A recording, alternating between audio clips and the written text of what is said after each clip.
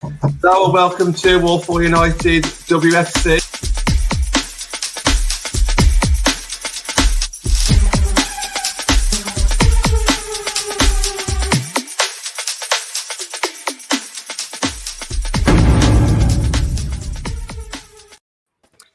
Hello everyone and welcome back to Walklett United WFC. I'm really excited for this show. It's been in the pipeline for a few weeks, so I'm really happy that finally we get to get this one out.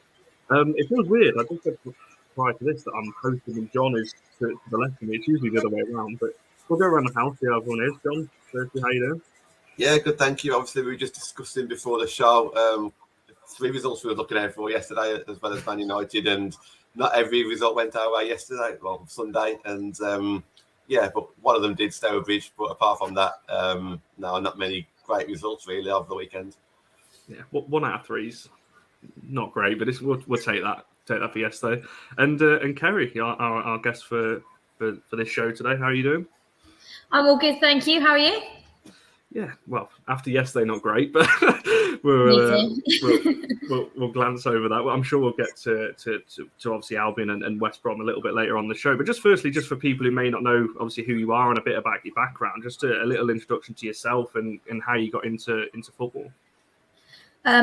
So I started football when I was 5. I played kind of locally at a little development centre by my house until I was 10. So I didn't join a team till I was 10. I was quite late into a team environment.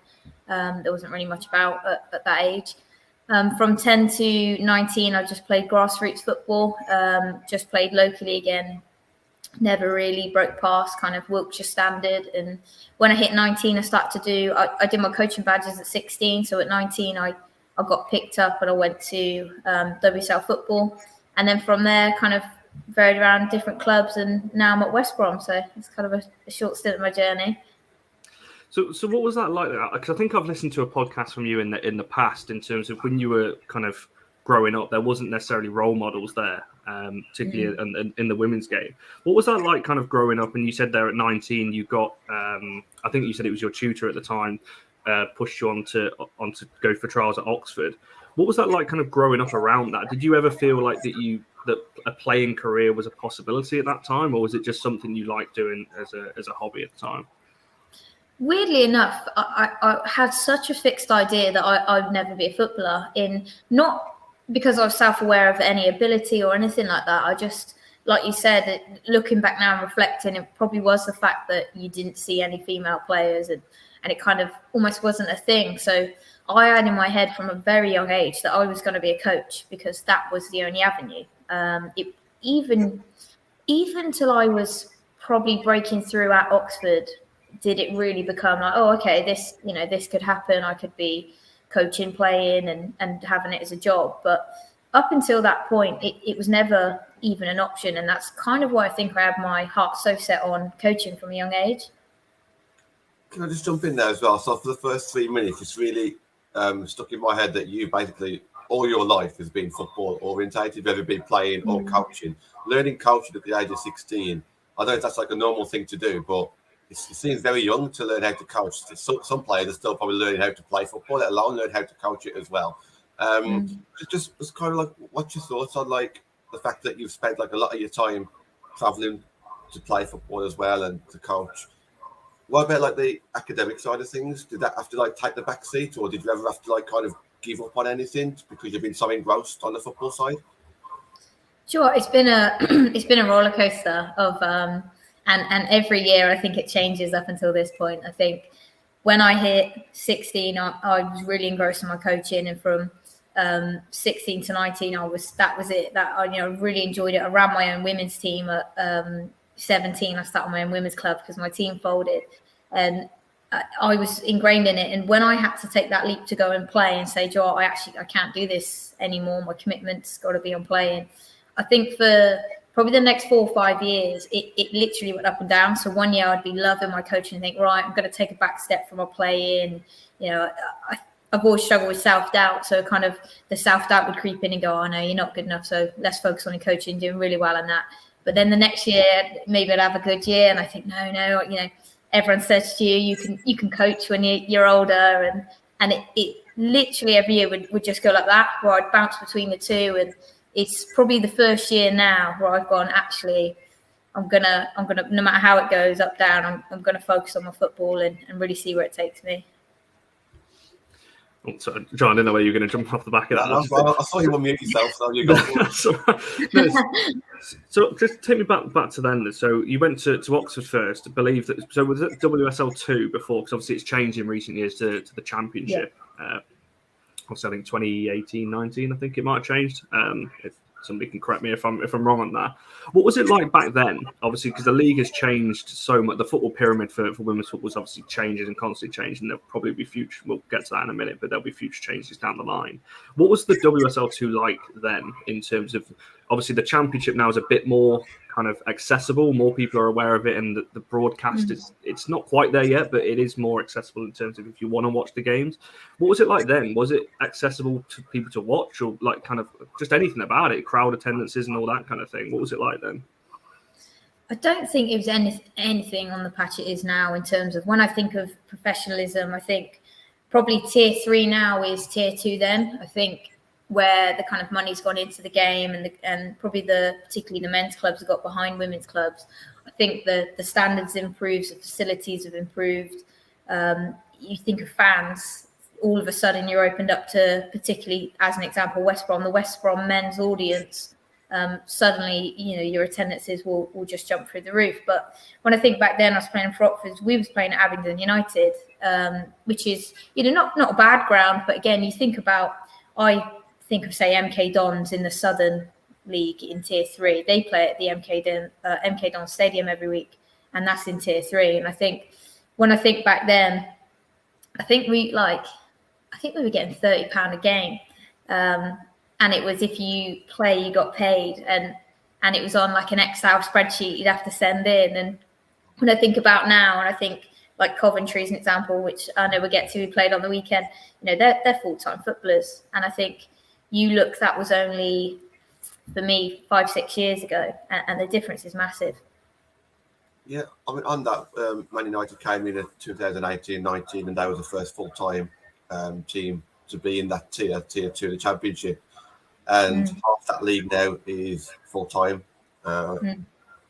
If it keeps on accelerating the way it is, can you potentially see tier 3 being full-time in about 3 or 4 years' time? And how would you feel about that? Because I think a lot of players would then potentially have to give up their jobs and potentially have to take a lower pay. I don't know what jobs they tend to do, but like I do know players in the past who have had to give up football because even though they've been able to get a professional contract, it's still not as well paid as their career outside of football.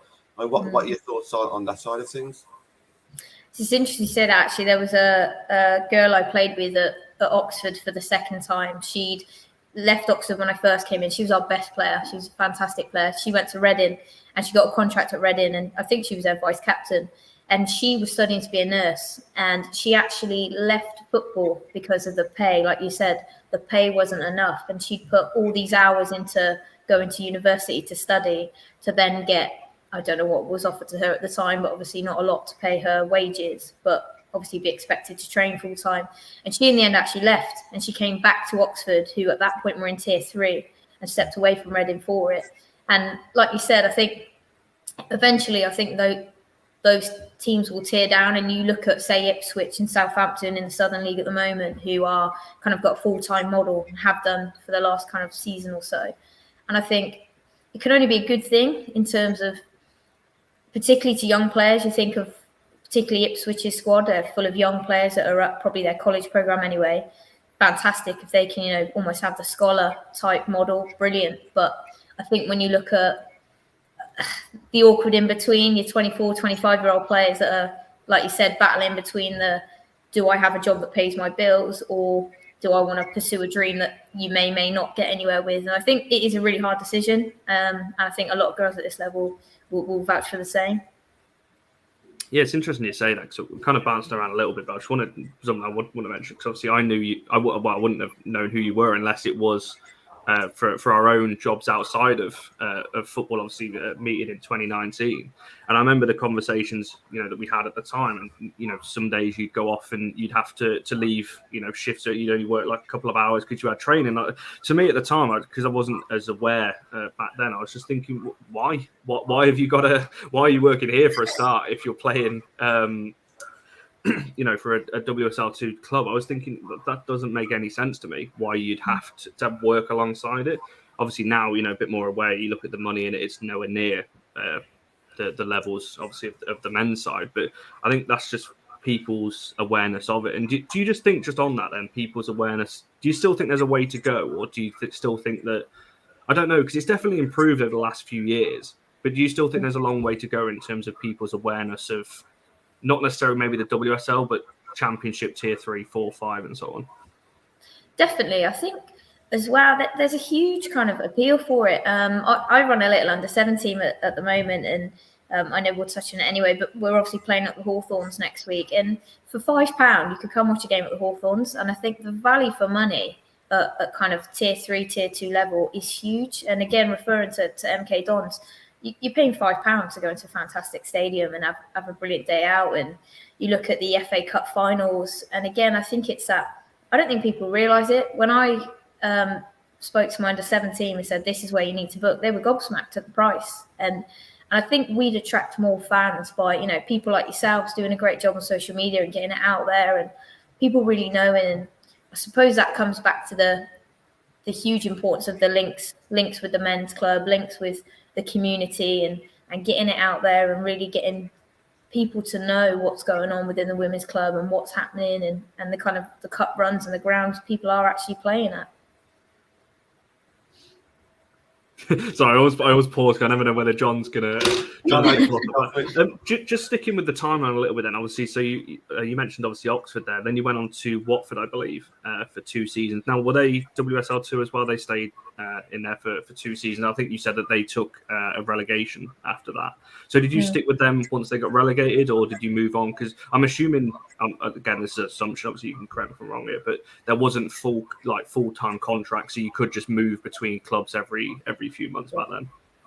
Yeah. So again, the same sort of thing of we actually were paid for ball rolling time, what was called ball rolling time. So the time at training 3 times a week and if you played on a match day, that was the time you could claim for. And again, when you talk about nowadays, what people are on part-time contracts or full-time contracts, it's almost crazy to think that was only a few years ago. But yes, that was WSL2, and that was actually at the time kind of Man United came into the pyramid and the league were saying that you needed to have contracts to offer people. And Watford, and unfortunately at the time, that I don't think the men's club supported that, and I don't think we could raise enough sponsorship on our own. And again, that probably comes back to people knowing about it and that awareness. So they had to take voluntary relegation because they couldn't afford to stay in that league. And again, we talk about sort of Doncaster and the way, and Coventry actually has been at probably the forefront of it at the moment, the way that money is really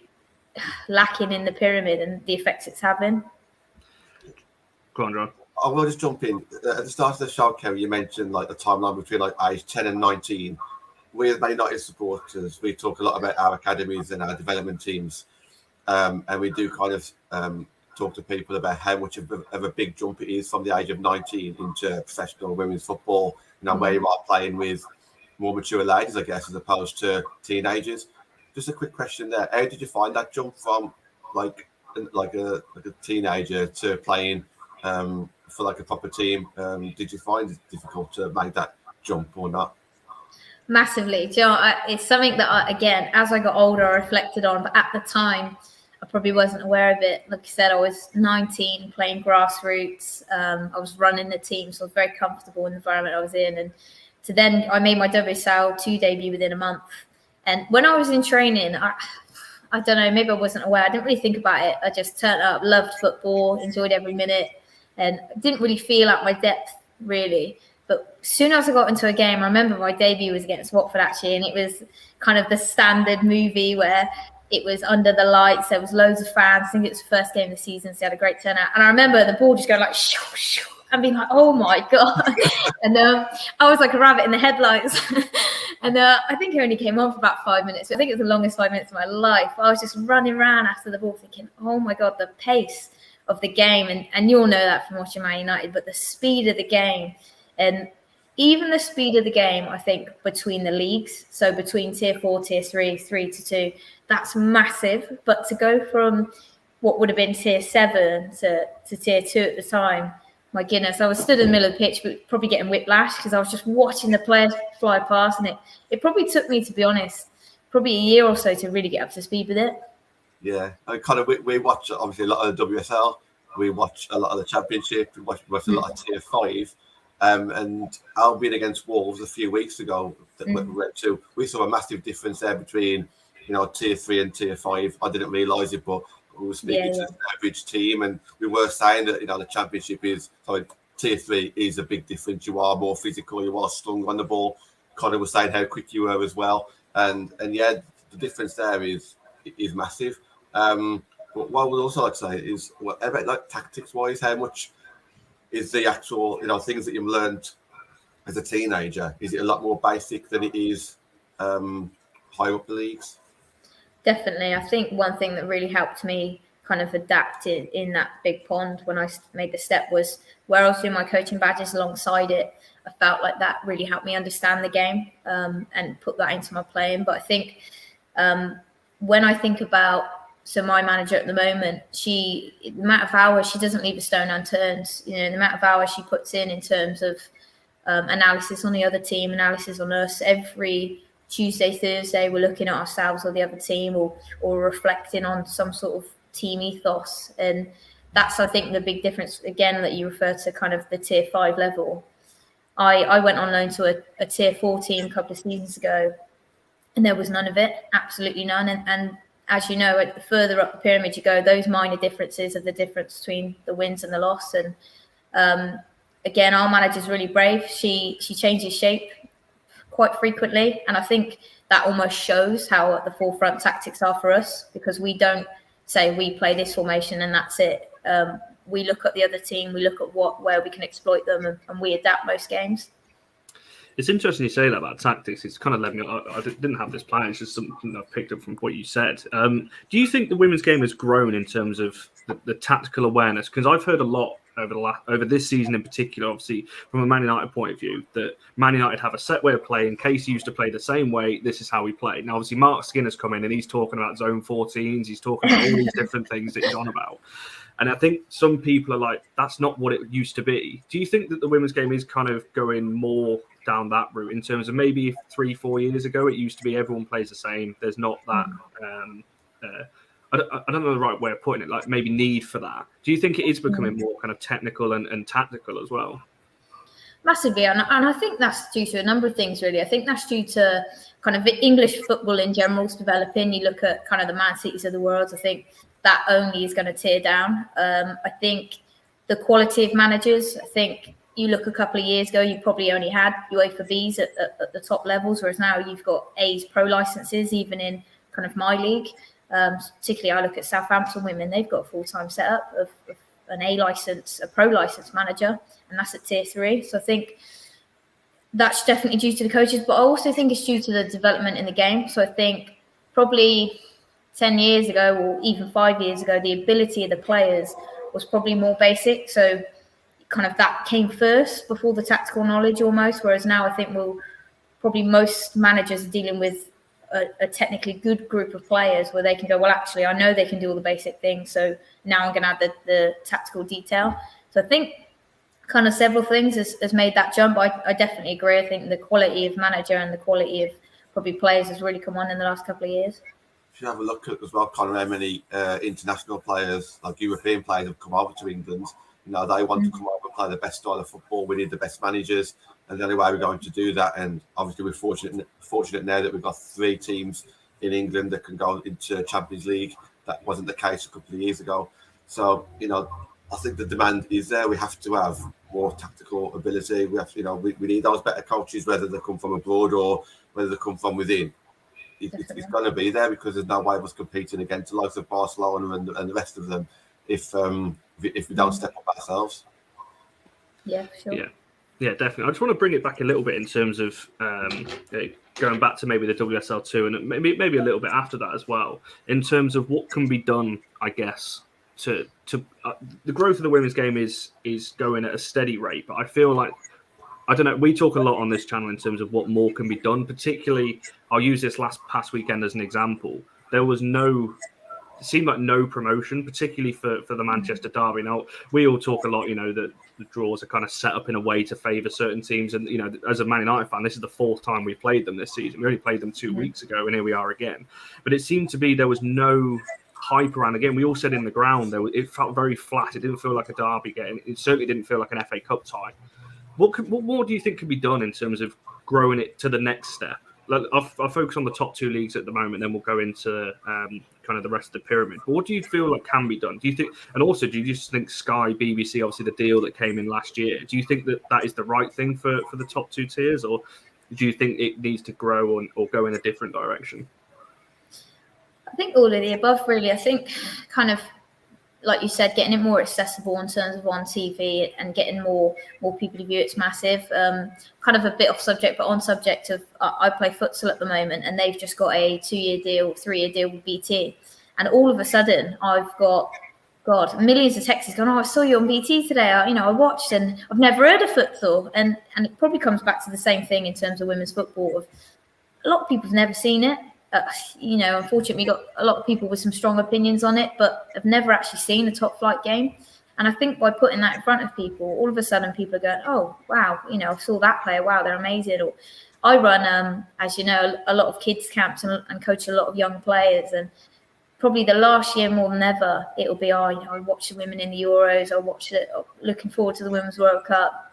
And they know players, they know the Ellen White celebration. And I think that there within the last couple of years probably shows that actually if you show people, particularly young people, to them there's no difference. They are footballers. If they have a great celebration or a great goal, that's all they see. They don't see the kind of gender difference. And I think to take it to the next level, I do think that making it more accessible, whether that's YouTube streams. We look at lockdown, and one thing I thought was fantastic over lockdown was the amount of accessibility in terms of you could flip it to the men, like a National League South game by YouTube. You could pay £7 and watch it online, and it had commentary, and it's brilliant.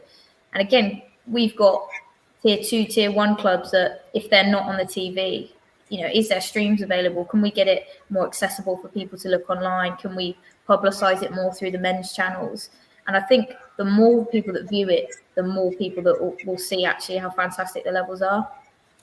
Definitely. And just one quick question, because this has led into I've got about 4 or 5 questions off the back of that. But one question I had at the start of what you just said there, in terms of people have strong opinions, obviously on the women's game as a whole, I think.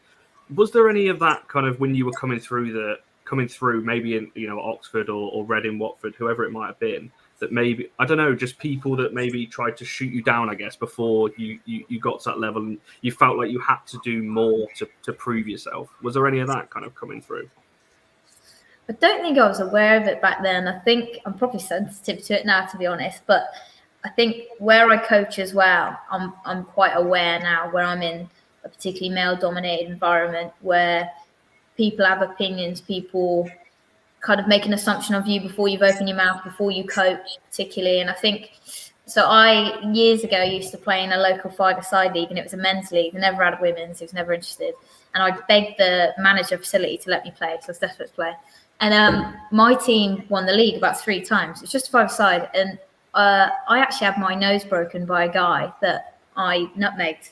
And would you believe? And I think in that moment, it really kind of spoke to me every week that I'd walk on the pitch and the group of boys would come together and go, oh my God, they got a girl on their team.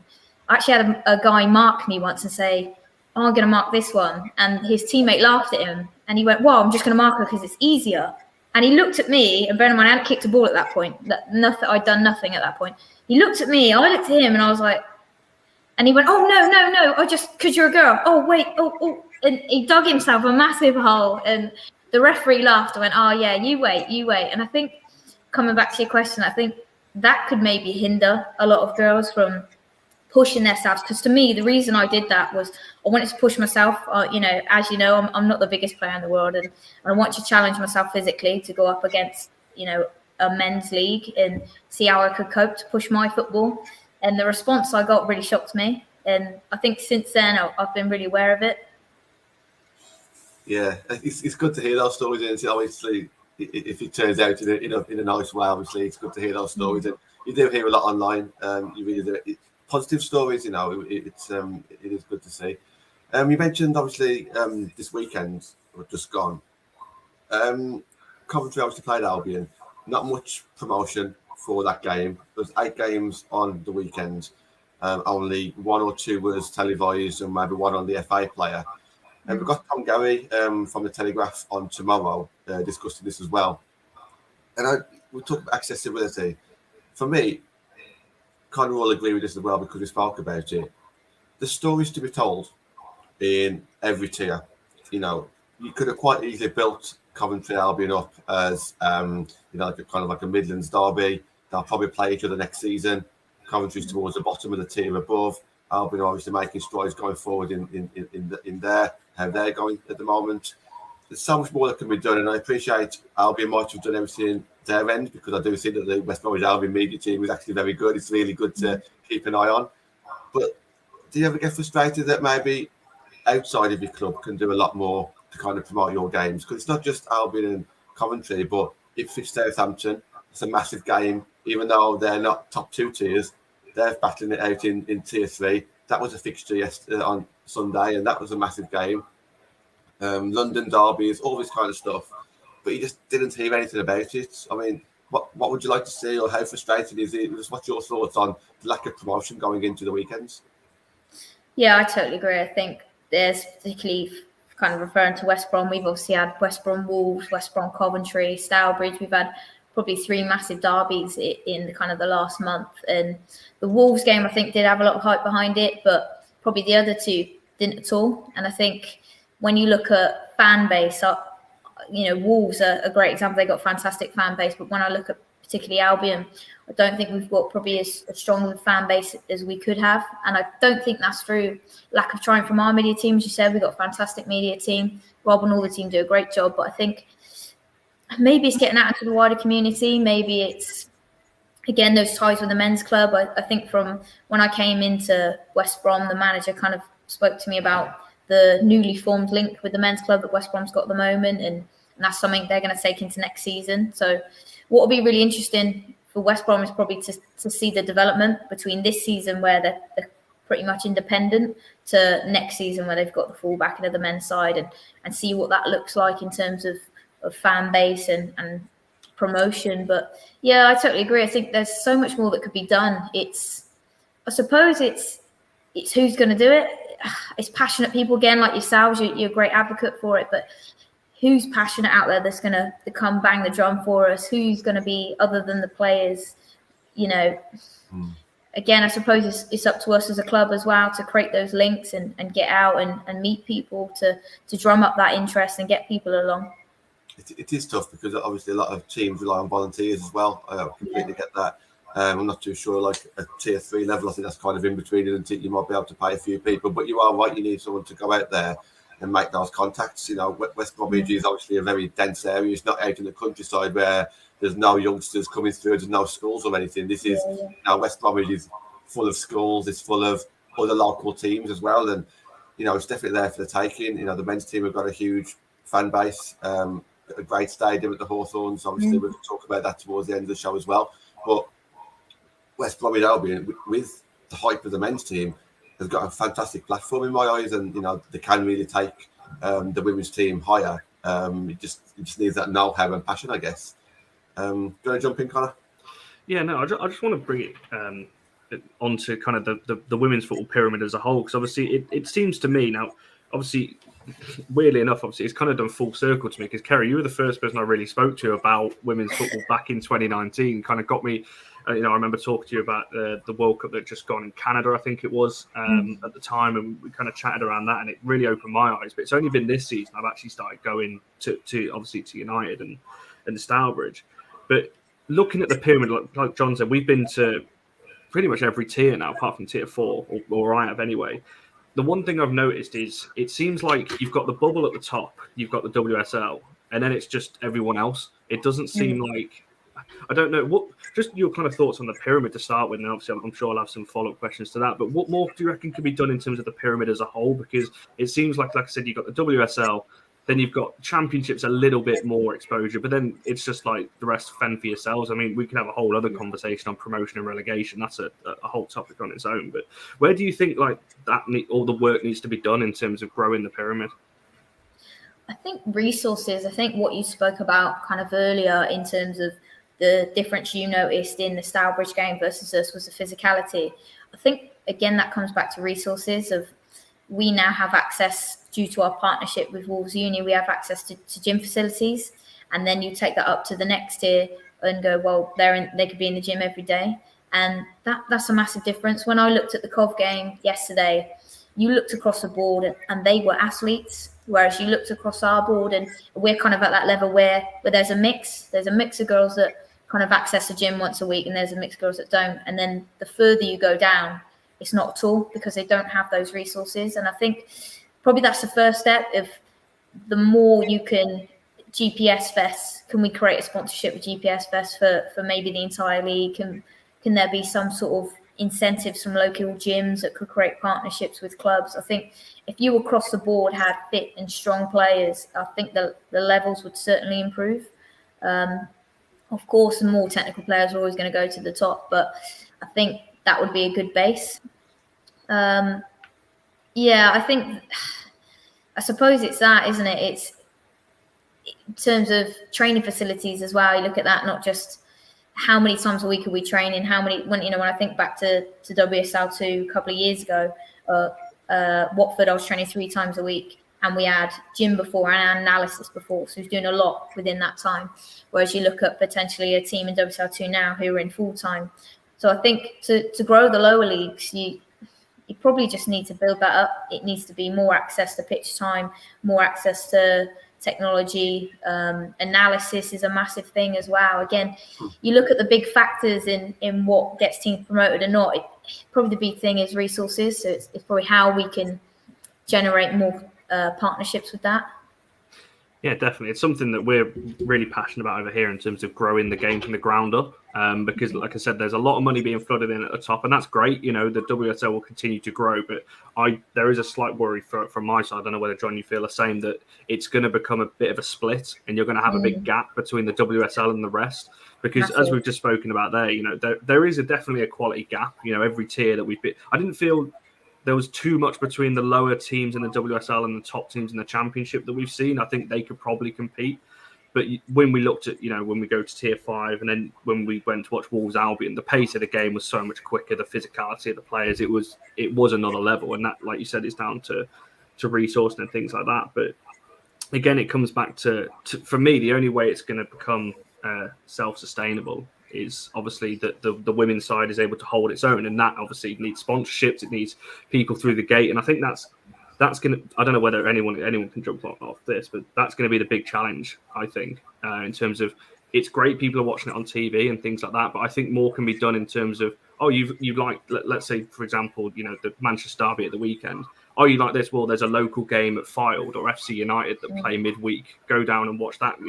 It's a couple of pounds and that kind of thing. So I just think it needs to be grown from the ground up. Like I said, it's great that the top's getting, all this money and the investment, but it needs to filter down somehow. And one of the ways, I guess, it starts a little mini conversation on its own. I don't know whether, Kerry, do you agree kind of that there needs to be more teams in the tiers in terms of that maybe the championship, I think it's 12 at the moment, that maybe there needs to be 16 in the championship, 16 in the WSL, and that would maybe make it more competitive and force the teams to invest more, because in order to compete, you've got to be able to push money in. Definitely. I think when I talk to people about the kind of size of leagues, they're always confused. They're always confused at how small the leagues are. And you look at, again, at what you said about the league structure. Obviously, Tier 3 is called the National League. When you reflect that to the Men's National League, there's 22 teams in their leagues. There's 13 in ours, 14 in the South. And frequency of games, again, coming back to fitness and gym and resources of some weeks you could have a game and have 2 weeks off. We talk about keeping that momentum and building that fitness. It's not really good for anyone, for the clubs, for the media team, for players particularly. So I think to generate a good fan base as well, you want that consistency. If you was to support your local southern side or your local national side in terms of men's football, you know that chances are it's going to be Saturday, Tuesday most of the season, particularly after winter. So you get that momentum. But with women's football, I agree. I think if you had more teams and you push probably the top end of tier 3 up, because I think even in tier 3 there's a clear divide going on at the moment, and it's really interesting what you say about kind of resources and funding and sponsorships. I think if you look at both the southern and the northern, there's a very clear kind of big clubs, big names, if you like, pushing towards the top, and without disrespecting anyone, sort of no name small clubs pushing to the bottom. And I don't think that's a disrespect on the club. I think that is purely because the men's teams are getting behind the bigger clubs now, and I think those resources are coming through. So it'd be really interesting to see what happens in the next couple of seasons. And again, I agree. I think if we could grow the leagues even better, because it's more competition, it's more exposure for more teams. This opens up so many conversations, but you just mentioned momentum. I thoroughly agree. Even at the WSL level, we try and bring people to the grounds and try and build up that momentum. And then all of a sudden, because of lack of games, there's a 2 or 3 week break, international duty, and then fans switch off and then they don't come back again. There might be a massive game at Old Trafford, and then no other game for another 2 or 3 weeks. So the novelty's kind of worn off. It is all about keep on putting it in their faces, and hopefully, that will work at some point. You mentioned a little bit earlier as well about a divide between maybe the top tiers and the bottom tiers. I thoroughly agree with that. And what worries me a little bit as well is the top 2 tiers will end up going full professional, train 5 days a week, and then little old Stourbridge, tier 5 or maybe tier 4 next season, fingers crossed, they'll still be training just 2 times a week, a couple of 3 hours a night, on those 2 nights, it's not enough. And that just doesn't help things. So sponsorship is obviously massively important as well. But with that sponsorship, where does that money then go? Because it's not really going to go to the players. For me, it's all about getting them onto the training pitches more often. I mean, I haven't really mentioned this before, but to me, you can. I said to Andy Fisher at the game, the Wolves and Albion game. I said to Andy, surely you just want that extra 1 training session, just that extra 1 shift, just to work with them, because just a few tactics, just something to work on, whether it be analysis, whether it be in the gym. I think that's a great idea. I never thought about that. And also just working on some styles of play, because how much can you really work on? I was chatting to another coach who's UEFA qualified, and they're kind of told that they have to play as many minutes as possible on training, as opposed to stop around and talk and huddle. They're told to actually play football and coach on the move, that kind of thing. But how can you drum in instructions where you hardly ever see them? So there's so much to talk about and there's so much to get into there. But I can see Connor's unmuted, so I'll let Connor back in. No, I was just conscious of time. I was just looking. I've just got, unless you've got anything else, John, I've just got one more on the playing side before I move on onto your coaching side. We've mentioned it a couple of times. Obviously, the game at the weekend, the weekend coming at the Hawthorns. Just what you think that's going to be like in terms of, I don't know whether you've played in a full sort of like capacity stadium like that before. Are you expecting a big turnout? And do you think that there needs to be more of that maybe, up and down the tiers, that they play in the men's so-called men's stadiums, but in the bigger grounds?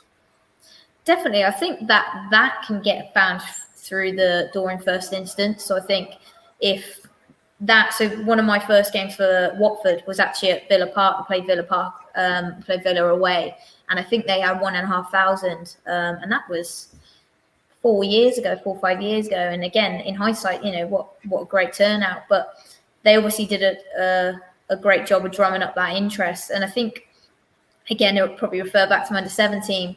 None of those boys that I coach and none of the parents have been to a women's game. So the first game they're going to come to is at the Hawthorn Stadium. And I think that there can keep a fan. And like you said about momentum, in terms of we're competing with other local women's sides, of how do we get those people in the door? How do we get to keep those people? And if it's you come to the Hawthorns and you see West Brom put on a great display, I think what a way to secure a fan and go, this is the type of ground to pay, and you're paying a £5 to come in. What great value for money.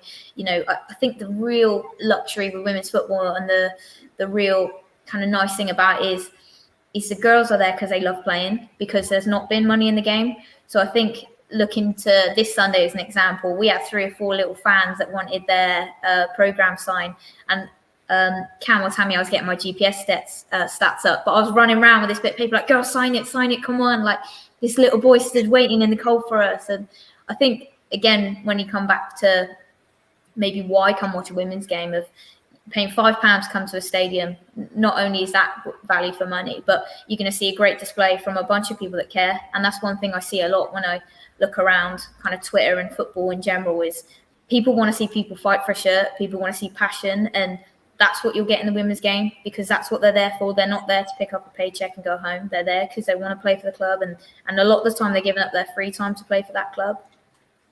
Yeah, definitely. It's something, obviously, from a United fan, we've got Old Trafford to look forward to in 3 weeks' time. I believe that's come around so quick. That was announced in October and November, I think it was. Obviously, that's only 3 weeks away now at home to Everton, which should be a good occasion. I know some people that have gone into hospitality for the first time ever at Old Trafford, because it's like £30, and it's like hospitality at Old Trafford for the men's is, you're talking hundreds. It's in the 500-600s plus. So I know people that are doing that for the first time, people that are coming for their first game. So it's all going to be good on that front. I just want to move on briefly onto, because it's definitely worth mentioning in terms of your coaching side as well. It's amazing how many things you've managed to squeeze in to the last kind of decade or so. Just firstly, before we go into some specifics, how did you get into coaching? Well, again, obviously you mentioned it earlier, you're focusing more on your playing career at the moment, but coaching obviously at life after football, is that something that you're definitely gonna look at and go down, and just how you got into that to start with?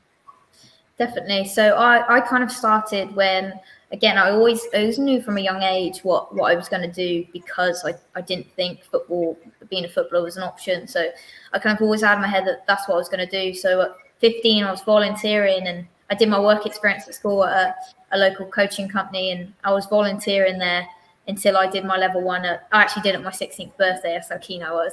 And I just loved it. I just loved being around kind of football. I loved being around kind of improving people and developing people. And I took my level 1 at 16. I was playing for again, we talk about growth of the game. I was playing for an under-17s girls side at the time, and the team folded. So they had no one to run the team. And I was just about to go into my level 2. And I thought, can't be that hard. God, I had a reality check. So I went in, and it's quite good, because I think probably we see football at the top level, but I was at football at the bottom level. So I was washing the kit, I was getting sponsorships in, I was recruiting players, I was doing social media, and I was kind of doing all that while playing. So that really grew my kind of work ethic for coaching and my love for it. And I did that for 2 years before I went on to Oxford. And then kind of a couple of years after that, I decided I was going to do my UEFA B. I was lucky enough to get picked by Betfair as one of 50 to be sponsored. And I did that a couple of years ago, and that really pushed me to the next level in my coaching. And I was working full-time last year with a SFLA local side, where I was doing that full-time. But I think, again, that really pushed me to and ah about what I was going to do, whether I was going to push my football. And again, that comes back to resources of investing in yourself, or actually was I going to focus on my coaching where I had a full-time job ready and waiting. And that's where I was bouncing between. But yeah, that's kind of my journey up till now. It's go on, John. Sorry, just on this coaching, just to I'm sure there's a few viewers that will probably be a bit curious about this as well. But obviously, you're working towards your UEFA B, or you are UEFA B qualified now, which is amazing. What's the kind of differences? Like, what do you kind of get taught at the very basic level, working your way up? Like, what's the kind of differences between all the levels? So level 1 is very much kind of grassroots. And I say grassroots because it's kind of your introduction to football. So it will be your simple games to engage kids. It'll be very much around how can you get everyone involved in basic planning.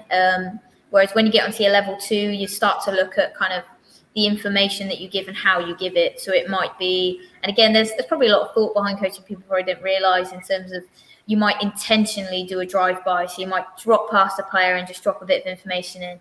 Whereas another player might need a command style bit of information. It might be, right, stop there. This is what I need you to do. Whereas again, in terms of planning, it's a bit more in depth. You look at your unopposed and opposed structures. So whether you have pressure on the ball, you don't have pressure on the ball, and how that will help develop the session. And then when you get to UEFA B, so I completed my UEFA B a couple of seasons ago, and that was a whole nother level. I think level 1 and level 2 are very much probably grassroots coach, local coach. When you get to UEFA B, you're really stepping it up. So you really start to look at analysis. You start to look at how not only you affect the player on the ball, but how that affects everyone else. And that, again, comes back to that tactical knowledge of, if the right back has the ball here, what does that mean for everyone else? And what does that look like in video?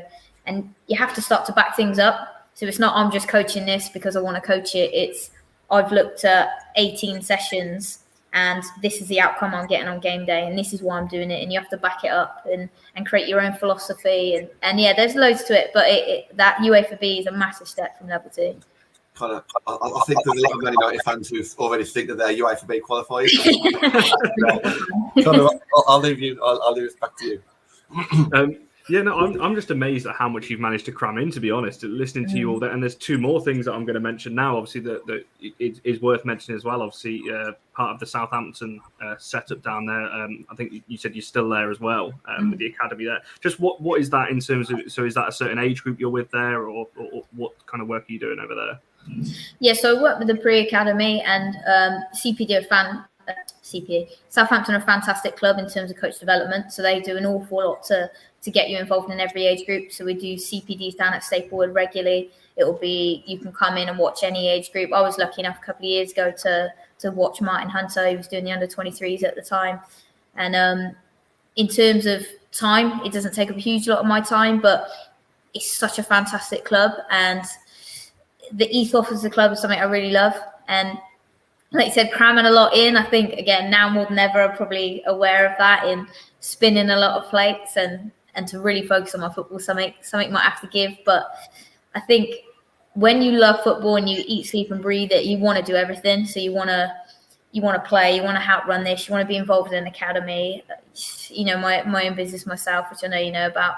So I think in terms of Southampton, it's a brilliant club. I'm loving every minute of it in there. And after I'm playing, that's a club I'd love to be at and love to push my career at.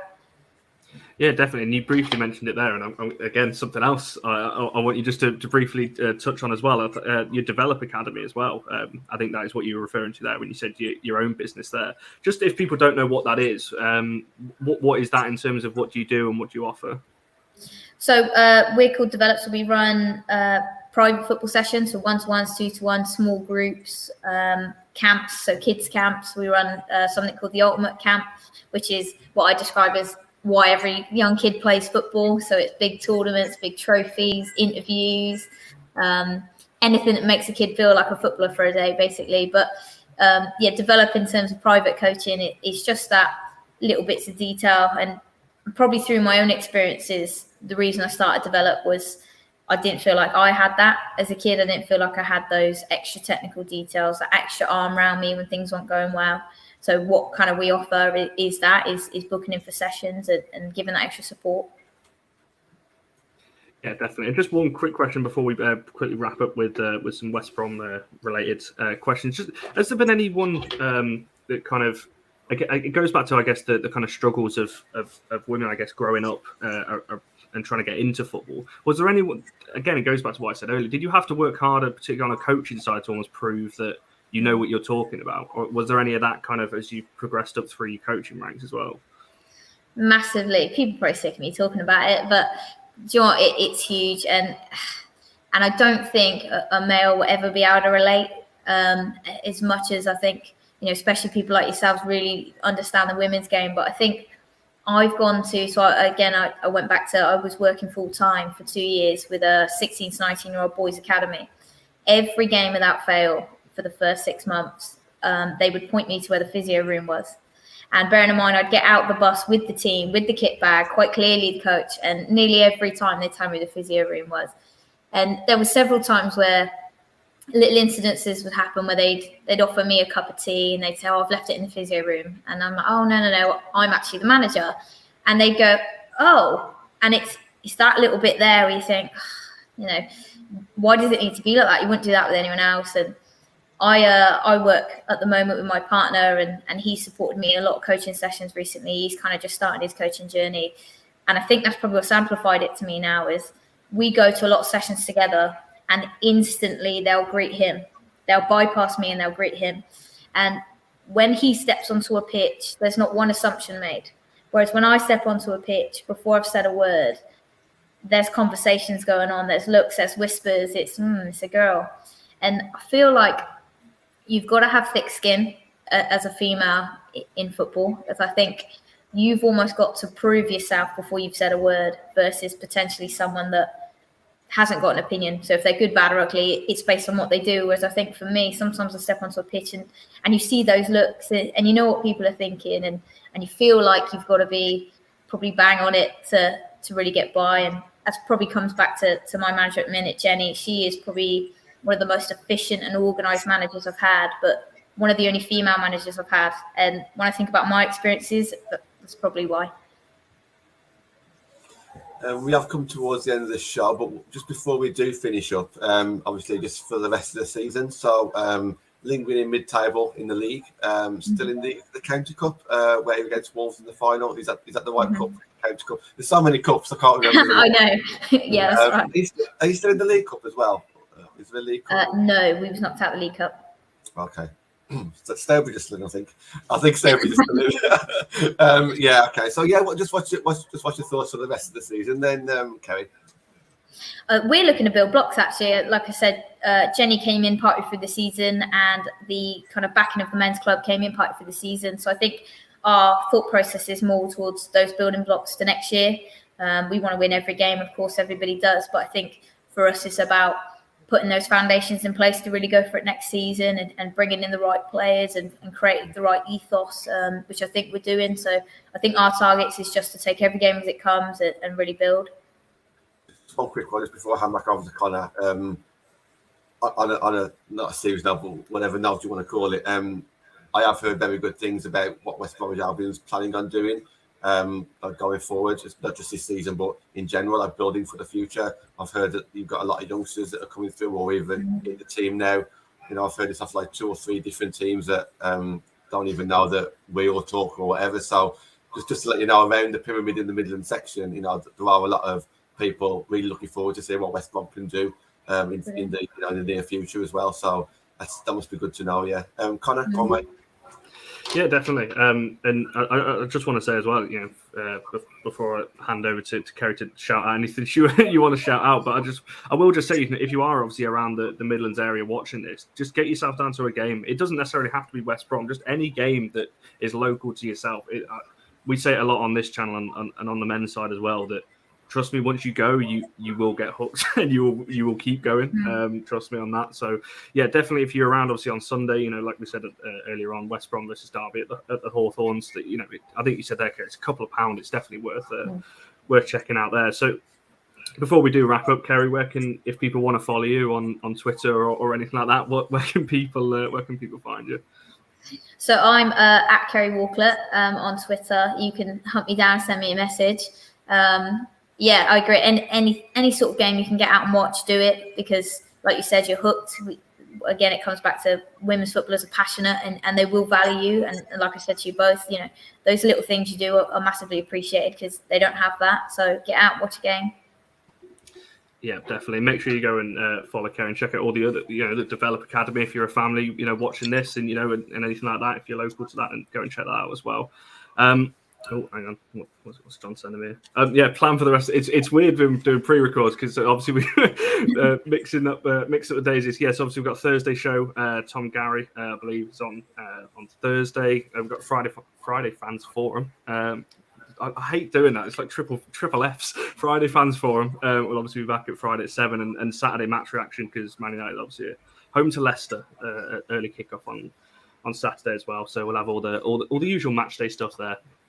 Yeah, hope everyone's enjoyed. Make sure you like and subscribe. Thanks, Kerry, for coming on. We'll definitely have you on before the end of the season. Hopefully, you'll be a County Cup heavier when we chat again. So